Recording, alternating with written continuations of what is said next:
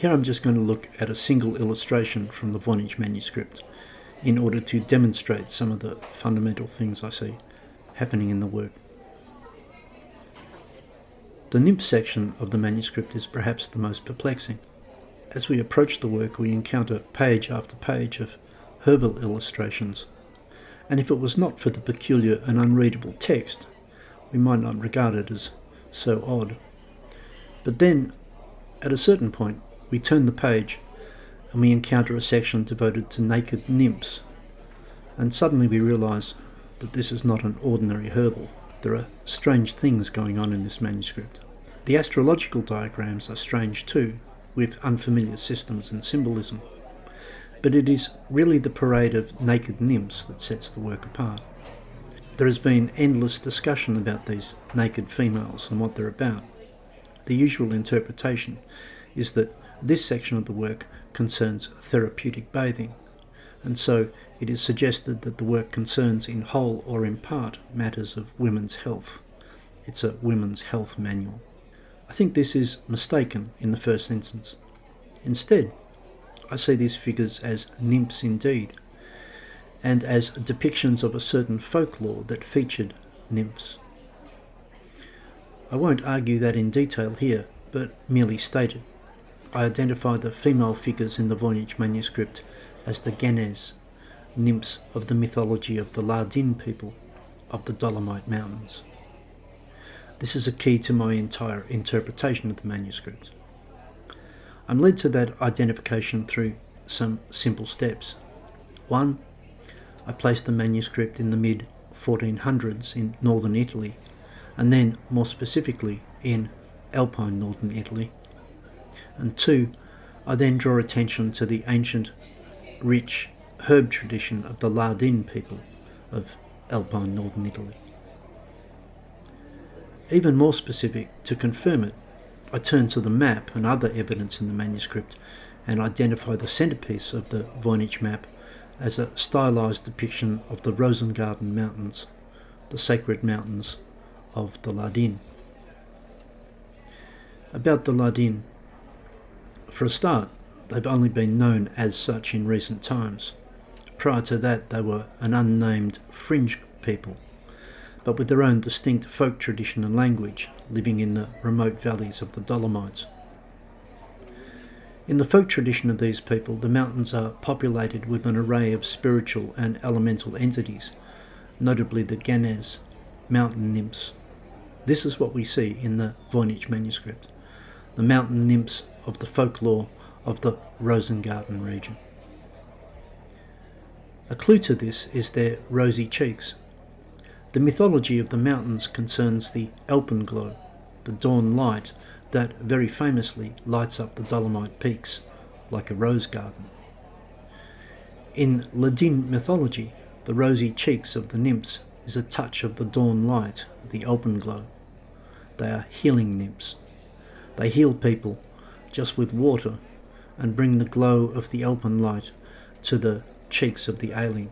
They are golden haired for the same reason. It represents the light of the alpenglow. Thus, in the Voynich manuscript, we have a presentation of Lardin nymph lore. These female figures are nymphs, and specifically the Ganes of the local folklore of the mountain landscape, drawn for us in a stylized design in the fold-out rosette, the Voynich map. In this current picture, we see one such mountain nymph. In context, we see her at the mountaintop where rain is collected, and the rest of the page concerns the way this rainwater filters down through the mountain to emerge as mineralized water in the mountain lakes, the mineralized water being shown here as green, freshwater, rainwater as blue. At the bottom we are reminded that the Nympha, the Ganes, are shapeshifters and assume the forms of the animals who drink at the lakes and ponds. That is what is being shown here. Mountain hydrology, with the mountain nymphs collecting and processing the rain that falls on the mountain tops and turning it into the healing mineral waters of which that region is famous. The hydrological processes are shown as being controlled and guided and measured by golden-haired and rosy-cheeked nymphs, mountain elementals. Our figure is at the very top, the top of the mountain, and what is being shown is rain on the mountaintop. And yet, our nymph is not exactly like the nymphs of Ladin mythology. She is that in the first instance, but this is not a faithful depiction of the Ganes from the rustic folklore. In some remote valleys, the Ladin described the mountain nymphs as hairy and bestial. In other valleys they are more beneficent, with tales of men falling in love or marrying them. Yet they are not said to romp and frolic naked in the mountain lakes and streams, as they are shown in the Voynich presentation. This is not how the nymphs of Ladin folklore appear in that folklore. Rather, what we see are Greco-Roman nymphs, not the far more Germanic nymphs who appear alongside dwarves and elves and witches and dwarf kings in the Ladin sagas. What we have, in fact, is a very Greco-Roman rendering of the Ladin folklore. We have the nymph lore of the Ladin, but overlaid with Greco-Roman conceptions. For a start, these nymphs are naked, Greek style. These are the nymphs of Greek mythology. What we are given is not a faithful, folkish version of the mountain nymph lore, but rather the mountain nymph lore, the rustic, ancient oral lore of the Ladin people, presented in the more familiar and more literate, less rustic form of Greek nymphs. That is how I read this image. First as a nymph, then in the context, a nymph of the Ladin folklore, here presented as part of the mountain hydrological system. But she looks more like a Greek nymph or a Roman nymph. We see the nymphs of Ladin folklore through Greco-Roman eyes here. She has been classicised. Her nakedness is classical, it is Greco-Roman. Her rosy cheeks and golden hair is traceable to Ladin folklore, and her location on the mountaintop. But the general demeanour of the Voynich nymphs is far more Greco-Roman. The Ladin nymphs of the Alpine mountains are being imagined in Greco-Roman terms. There is much that can be said about this, because this landscape, Alpine northern Italy, was conquered by the Romans, and they brought Greek nymph lore to the region with them. Importantly, the Romans understood that the region was an old seabed, and they named the main city Trento after the trident of Neptune. But they imposed their folklore upon that of the Ratians, whom they conquered, and the Ladin of the Middle Ages are the descendants of that mix. Ladin folklore itself has roots in the extremely ancient Ratian tradition, arguably Etruscan, pre-Roman, very ancient. So there were already Greco-Roman elements in Ladin mythology, we can say, if only because their language was a vulgar Latin from the soldiers and the families who settled the region in the 1st century BC. But in the Voynich manuscript, someone is very consciously, I would say, adapting the rustic, primitive folklore of the Ladin and giving it a Greco-Roman veneer. It may be historically residual anyway, but here in the mid-1400s it is being styled Greco-Roman. The Ladin nymphs are being identified with or assimilated to the nymphs better known in Greek mythology, and then by extension from the Romans who, lovers of bathing, appropriated Greek nymph mythology with enthusiasm. So I see two layers here in this figure.